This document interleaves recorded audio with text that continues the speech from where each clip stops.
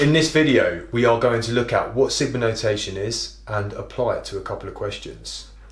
First of all, what is sigma notation? Well, sigma is a letter. It's this big letter here that looks a bit like an E, and it means sum in maths. So there's an instruction to add some numbers together. Here, we're specifically told which numbers to add together. We're going to have a look at how to interpret this notation to actually get those numbers that you need to add. The small letter here, R, also features in this expression. I'm going to refer to that as the dummy variable. So let's do this. We're looking to get the numbers that we need to add together. Initially, you take what R equals below the sigma sign and you substitute it into this expression. So our first number is going to be 3 times 1, take away 1. And then whatever that equals, that will be our first number in our sum. To get the second number, you come down to your dummy variable and you increase it by 1. Always. No matter what's down here, you're going to increase it by 1. So here, if we increase this by 1, it will give us 2. And we sub that into the expression to give us our second number. So our second number will be 3 times 2, take away 1.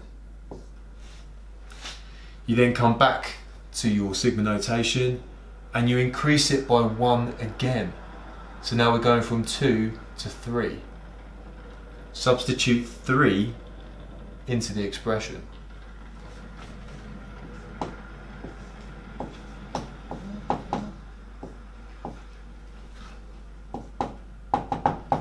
And you come back down here and you continue to increase R by 1, substitute it in, increase R by 1, substitute it in, until you get to the number at the top of the sigma sign, which is 10. And that's where you stop. So our last number will be when we sub 10 into here. There we go. And these are the numbers we're being told to add up. So to be a little bit clearer, first number is 2, 5, 8, and then it just keeps going up to 29.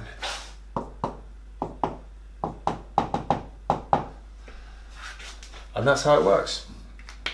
Alright, let's apply it to a couple of questions, because there's a few things, there's only a couple of points really that you have to take on board for this. But first of all, we're being asked to evaluate each of these sums that I have on the boards. So first one, we want to evaluate this expression. A lot of people, they try and look at the expression, ascertain whether it's arithmetic or geometric, and then proceed with the SN formula. You can do that, but I think it's very easy to make a mistake. So I strongly emphasise writing out the sum first, and then having a look at the sum, and from that, making a decision about SN. I think it's very easy to make a mistake if you don't do that. So first of all, let's get this sum. Let's get these numbers in expanded form. And it'll be a chance to practice what we did above as well. All right, so we're starting down here, we're taking 1, we sub it into the expression. So 6 times 1 plus 1, which gives us 7. Come down to our dummy variable, increase it by 1 to 2, sub 2 in, 13. Increase it by 1 again to 3, sub it in, oops, 18, 19. Cool. Alright, and that's going to go on and on and on, all the way up to 15. 15 goes in, and we get 91. Alright. Okay, then once you've written out the expanded sum, I think it's best to look at these numbers, make a decision about whether it's arithmetic, geometric, or maybe neither, and then use the appropriate method to sum it. You can probably see this is arithmetic.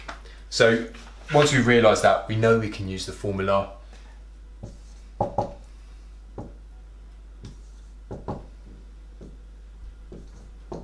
let's write down A, D and N, and then we can sub it in.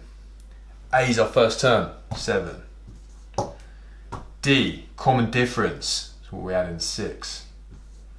N, number of terms. Not too clear from this, but we can go back to the sigma notation. There's clearly 15 terms. Lovely. So we're just going to work out S15.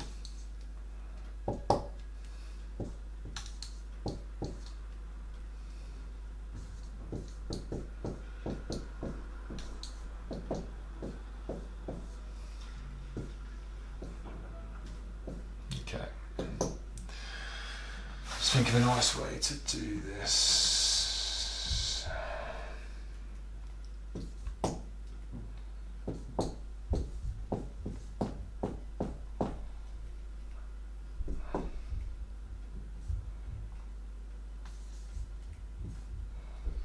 What have we got here? 30, 42, 49. Is that correct? 30, 42, 49. Yeah, 15 times 49 times 50 times 5, 75, 750, 735.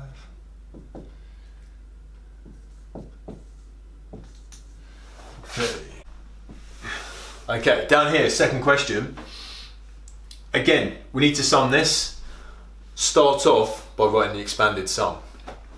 So, here's our expression. First number that's going in is 9.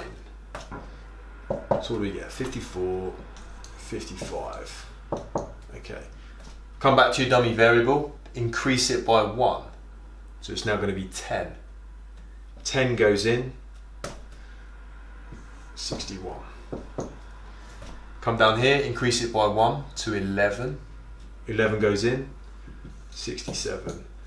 Blah, blah, blah, on and on and on, all the way up to 91. Cool.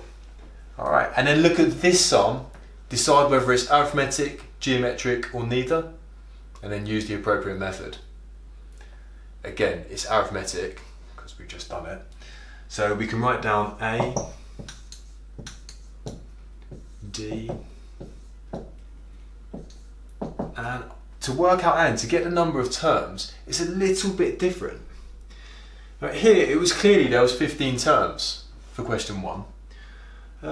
But for this one, we've started with R equal to 9. It's very tempting to work out the number of terms to just do 15 take away 9, which gives me 6. But in fact, there are 7 terms. If you do 15 take away 9, you're not including a 9th term in your sum. If you think about it, in this first example, there were 15 terms. If you did 15 take away 1, you'd conclude there were 14 terms. So be very wary if you just subtract these two, because you can get the wrong number of terms. So here we've got 6, 7 terms. Brilliant, we've got our information, sub it in the formula, we get our answer. Last question. Again, just looking at this is very easy to make a decision about what type of sequence it is, or what type of series it is. But I'm still saying you should write this out as a sum. Okay. I mean, I can give it a reason why here. Okay, for our last question.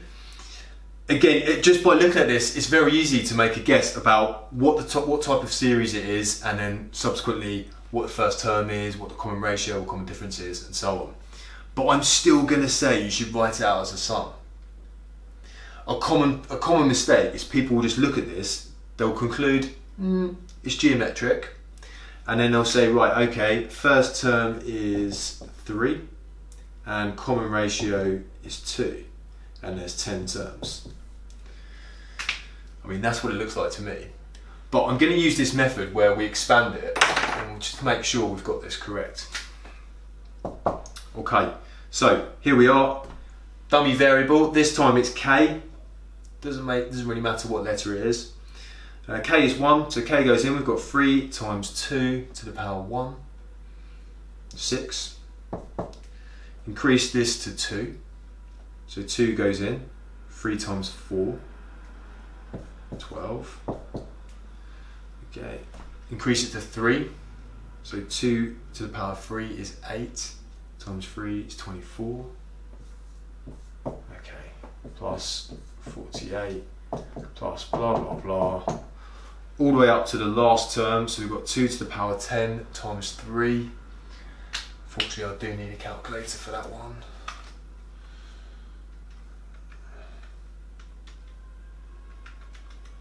$3,072.